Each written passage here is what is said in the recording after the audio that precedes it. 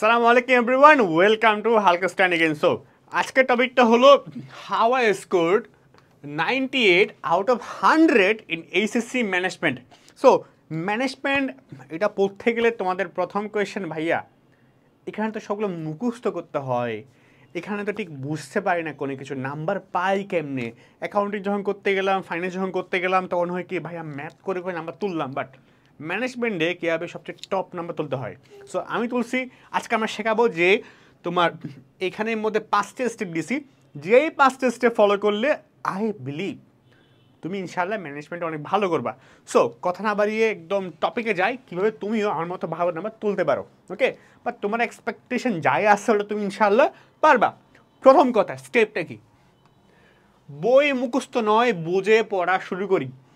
এটার মিনিং এটা ভাইয়া, আমরা ম্যানেজমেন্ট মানে বুঝি প্রথম পত্র নিব, হুবহুব মুখস্থ করবো, ওকে ফাইন, চ্যাপ্টার 1 2 3 ব্যবস্থাপনায় গেলাম, এবং মুখস্থ করতে করতে এটা পাগল হয়ে যাচ্ছে, এমন না। বুঝে পড়ো। কারণ বুঝে পড়বা কীভাবে? আমরা প্রথম কাজটা করি, আমরা ম্যানেজমেন্ট টেক্সট বই কিনে রাখি, গাইড বই কিনে রাখি না, একটা স্পেসিফিক বই। তুমি যে বইটা, বোর্ড বই তো না, যে বোর্ড বই যে বইটা থাকে এমনিতে যে কোনো পাবলিকেশনটা বই কিনো, সেটা মেইন বইয়ের মতো, হ্যাঁ, ওই বইটা কেনার পরে ওটা পড়ো, ওটাই তোমার জন্য সেভিয়ার হবে। হ্যাঁ, ওইটাই তোমাকে সেভ করবে। সো কোনো গাইড বই না, কোনো টেক্সট বই না, আগে ওই বইটাই পড়ো, মেইন বইটা আগে পড়ো। ওটা পড়ার পর তুমি দেখবা ওখানের মধ্যে বইটা পড়লা, লাইন টু লাইন পড়লা, দেখবা অধ্যায় শেষে কি আছে, প্রতিটা অধ্যায় শেষে তোমার এখানের মধ্যে প্রিভিয়াস ইয়ারের কোয়েশ্চেন আছে চ্যাপ্টার ওয়াইজ, ওগুলা তুমি পড়ো। প্রিভিয়াস ইয়ারে কোন কোয়েশ্চেনগুলো আসলো দেখলা, অধ্যায়টা ঠিকমতো পড়লা, ইনাফ ইনাফ ইনাফ ইনাফ। এটা তুমি বুঝে পড়ো, চেষ্টা করে বোঝার জন্য। আমরা কিন্তু আমাদের একটা কোর্স ম্যানেজমেন্টের উপরে, এটা নিয়ে পরে কথা বলতেছি, এটা নিয়ে পরে বলি। আগে বলি যে তুই বুঝে পড়ো, মুখস্থ না ভাইয়া, ভাই তাও বুঝতে পারতেছি না, ফাইন, টেক টাইম, সময় নিয়ে পড়ো। আসলে ম্যানেজমেন্টে হয় কি, তোমরা বেশিরভাগ সময়, বিশেষ করে ব্যবস্থাপনার ক্ষেত্রে বেশি হয়, আমরা ম্যাক্সিমাম ম্যানেজমেন্ট কিন্তু বানায় লেখা ট্রাই করি, বাট ব্যবস্থাপনা যখন হয়, সংগঠন চ্যাপ্টার, কর্মসংস্থান, নির্দেশনা, প্রেষণা, নিয়ন্ত্রণ চ্যাপ্টারগুলো যখন পড়তে যাই, তখন আমরা বেশ হজবরল হয়ে যাই। সো তুমি একটু টাইম নিয়ে বুঝে বুঝে পড়ো। হ্যাঁ, এটা নিয়ে পরে বলতেছি, আবার স্টেপ 1 নিয়ে রিভিউ করতেছি। সেকেন্ডটা হইলে important, master on question type. তুমি যে বইটা পড়তেছো, দেখবা প্রতিটা চ্যাপ্টারের পিছে শেষে ওই চ্যাপ্টার থেকে কোন কোন কোয়েশ্চেনগুলো আসছে বোর্ডে, কি আছে, লিস্ট আছে না? কাজ করো।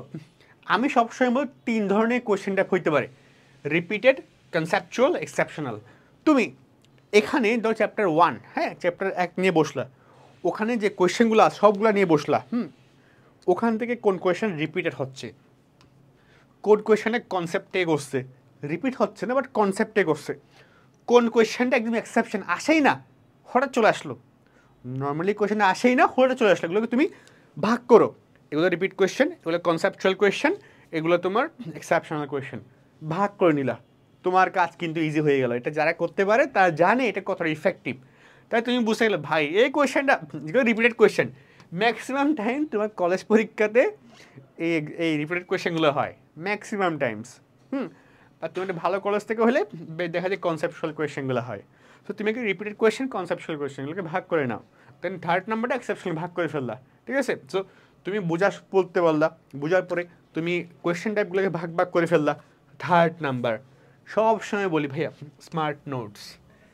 ম্যানেজমেন্টে স্মার্ট নোটস করা খুবই খুবই ইম্পর্ট্যান্ট। নোটস মানে এটা না খাতা নিয়ে বসলাম, এমন খাতা নিয়ে বসলাম, ওকে, প্রথম পত্র আর কি, পত্রের লাইন হুবহুব,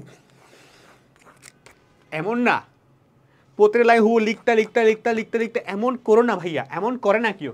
তুমি যদি প্রতিটা লাইন বইয়ের মতো হুবহুব লিখোই, নোট করার কি দরকার ভাই? বই পড়, নোট করতে আসিস কেন? তাইলে নোট করার মিনসটা হইলো, দেখো একটা চ্যাপ্টার যখন তুমি পড়বা, ওখানে যেন সংগঠন পড়তে তুমি গেলা, সংগঠন চ্যাপ্টার পড়তে গেলা, দেখবা ওখানে না যে অনেকগুলা ইফস অ্যান্ড বাট আছে, অনেকগুলো কঠিন কনসেপ্ট আছে যেগুলো তুমি মুখস্থ রাখতে পারতেছো না। হ্যাঁ, তুমি সামহাও বুঝতে পারলা, সামহাও তুমি বুঝে গেলা। তুমি এবার কাজ করবা, যে তুমি বুঝলা ওটাকে তুমি বইয়ে দেখা যাবো, ওই কনসেপ্টটাকে 5 10 15 লাইন এক্সপ্লেন করছে, বাট তোমার তো আসলে 15 লাইন লাগবে না, তুমি যেটা ওই কনসেপ্ট সম্পর্কে তুমি যেটা বুঝলা কনসেপ্টের নাম লিখবা, লিখে এবার কী করবা ওই কনসেপ্ট সময় তুমি কি বুঝছো তোমার ভাষায় লিখো, তোমার ভাষায় নোট ডাউন করে। This is smart note. একটা চ্যাপ্টারে তোমার সবগুলো তোমার ডিফিকাল্ট মনে হবে না, যেগুলো স্পেসিফিকলি যেই টপিকটা যেই তোমার তোমার কিওয়ার্ডটা তোর কঠিন মনে হয়, যে কনসেপ্টটা কঠিন মনে হয় ওটা তুমি নোট ডাউন করে ফেলো। এটাই নোট ডাউন। বইয়ের মতো হুবহুব লিখা লিখা লিখা it is no note down ভাইয়া বাপু, নোট ডাউনই না। আমি আমার লাইফে নোট ডাউন করিই নাই। আমার মনে আছে সংগঠন চ্যাপ্টারটা করি মনে হয়তো আমার কাছে বিভিন্ন সংগঠন অনেকগুলো সংগঠন না আছে, সো ম্যাট্রিক সংগঠন আমি করলাম কি যে সংগঠনগুলো যেগুলো কনসেপ্ট করি মনে হয়তো কনসেপ্টগুলো আমি বোঝার পরে টিচারের ক্লাস করতাম, বোঝার পরে আমি এবার আমার নোট ডাউন করে রাখতাম, শেষ। ওকে, সো নোট ডাউন হয়ে গেল। তুমি তাহলে কোয়েশ্চেনগুলো আছে বুঝলা, বুঝে পড়লা, নোট ডাউন করলা। ফোর্থ স্টেপ, এটা নট অনলি ভাইয়া ম্যানেজমেন্ট মার্ক ক্ষেত্রে না, মার্কেটিংয়ের ক্ষেত্রে সেম, ফাইন্যান্সের ক্ষেত্রেও কিন্তু একটা সেম, তুমি ফাইন্যান্সের ক্ষেত্রে অ্যাপ্লাই করতে পারো।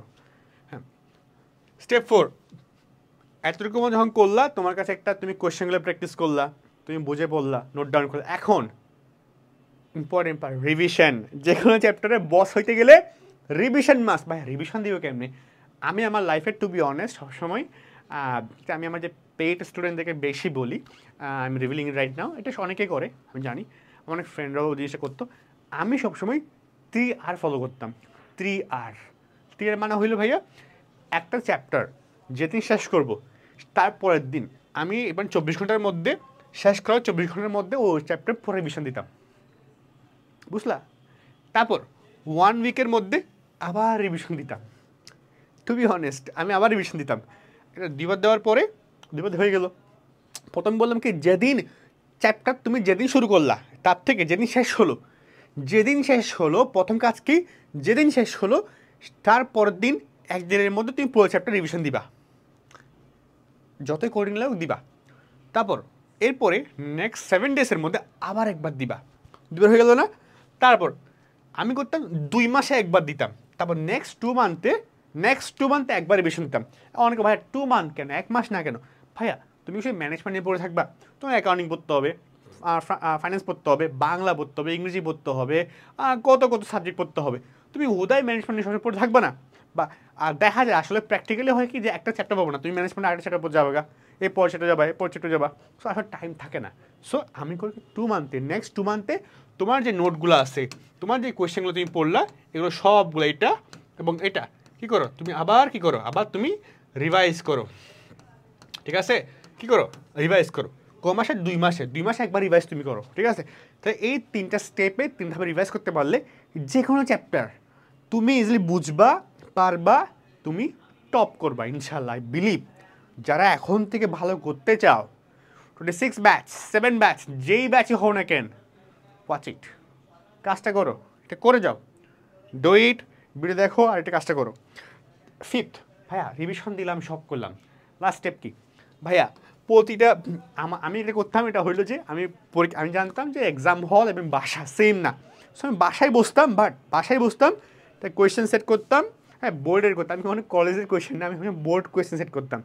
বোর্ড কোয়েশ্চেন নিতাম, র্যান্ডাম কোয়েশ্চেন নেওয়ার পরে মাইন্ডসেট এমন রাখতাম যে না আমি বাসায় না, আমি একটা এক্সাম হলে বসে আছি, আমার মাইন্ডসেট নিয়ে আমি to be honest to myself আমি করতাম, মানে আনসার করতাম।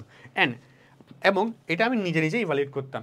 অনেক সময় হয়তো যে শেষের দিকে প্রথম নিজে করতাম, শেষের দিকে অনেকগুলো ঢাকা ইউনিভার্সিটির বা জগন্নাথ ইউনিভার্সিটি অনেকগুলো ভাইয়ার সাথে বা আপুর সাথে পড়েছিল, বিকজ আমরা যেখান থেকে পড়াশোনা করছি ওখান থেকে ওই অনেক আপুরা আগেই চান্স পাইছে। সো আমাদের সাথে আগে থেকে মোটামুটি সেম কলেজে ছিল অনেকে, সো এই কারণে সেম কলেজে হওয়ার কারণে বা অনেকে ভালো সময় আগে থেকে ছিল। সো আপুকে বলতাম ঠিক আছে আপু আপনি আমার এই লেখাটা একটা ইভ্যালুয়েট করে দেন, যে লেখাটা আসলে কতটুকু প্র্যাকটিক্যাল হলো, যৌক্তিক হইলো, কতটুকু আসলে ভালো হইলো, আমার কী ইমপ্রুভ করতে হবে। তো উনি ওনার মতো করে কী বলতো, আচ্ছা ঠিক আছে তুমি এটা ডেভেলপ করো, এটা চেঞ্জ করো, হয়ে গেল, তুমি করলা। বা এখন তো তুমি আমরাই আসি, তুমি কাজ করো, তুমি যে কোনো কোয়েশ্চেন করার পরে তুমি হালকা স্টাডি গ্রুপে করো, আমি তোমাদেরকে ইভ্যালুয়েট করে দিব, মানে টিচার করে দিবে যে না ওকে তুমি এটা চেঞ্জ করতে পারো, শেষ, আর ফ্রি। তুমি যদি বলো পরিচয় দিয়ে যাই না, ওকে ফাইন অ্যানিমেসলি পোস্ট করো, শেষ। সো এভাবে তুমি সেলফ ইভ্যালুয়েশন করতে পারো। সো ইটস অল অ্যাবাউট যে 5টা স্টেপ ফলো করলে তুমি পারবে। এখন লাস্ট কথাবার্তা একটু প্রমোশন করতে হয়। আমরা ম্যানেজমেন্ট, মার্কেটিং, ফাইন্যান্স, অ্যাকাউন্টিং, হ্যাঁ, স্ট্যাটিস্টিক্স, এই কোর্সগুলা আমরা একদম জাস্ট 199, মানে আসলেই কম টাকা, পুরা সবগুলা কোর্স তোমাকে কি ইচ্ছে দেখো, তোমার পুরা full syllabus, first pair second pair full syllabus academic class, যে একাডেমিক ক্লাসগুলা তোমাকে আই বিলিভ বাংলাদেশে এত কম টাকা দিয়ে এত ভালো কোয়ালিটি, এত ভালো টিচার্স, এত ভালোভাবে কেউ শেখায় না, আই বিলিভ, আমার মনে হয় সেটা। সো প্লাস রেকর্ডেড ক্লাস, হ্যাঁ, কনসেপ্ট ক্লাস থাকবে ওখানের মধ্যে। সো এগুলো সবগুলা তুমি এখানে পাচ্ছ, পুরা বইয়ের মানে পুরা অ্যাকাউন্টিংয়ের উপরে, ম্যানেজমেন্টের উপরে, মার্কেটিংয়ের উপরে সবগুলো ইন্ডিভিজুয়ালি করে রাখা, 199 ইন্ডিভিজুয়ালি। সো এটা তুমি চেক করতে পারো কোর্সগুলো, হ্যাঁ। এছাড়া তুমি অ্যাকাউন্টিং ফাইন্যান্সের জন্য accounting basic advance course try করতে পারো। সো এই কোর্সগুলো ট্রাই করো, যেটা তুমি হচ্ছে accounting, full accounting, management, marketing, stat. So try it, and যে কোনো ক্ষেত্রে তোমার যদি বেস্ট হইতে হয়, অ্যাপ্লাই ইট। সো ইনশাল্লাহ you will be get 90 out of 100 তারপরে বললো। ওকে, সো দেখা হচ্ছে পরবর্তী কোনো ভিডিওতে। টিল দেন আল্লাহ হাফেজ, অ্যান্ড আসসালামু আলাইকুম।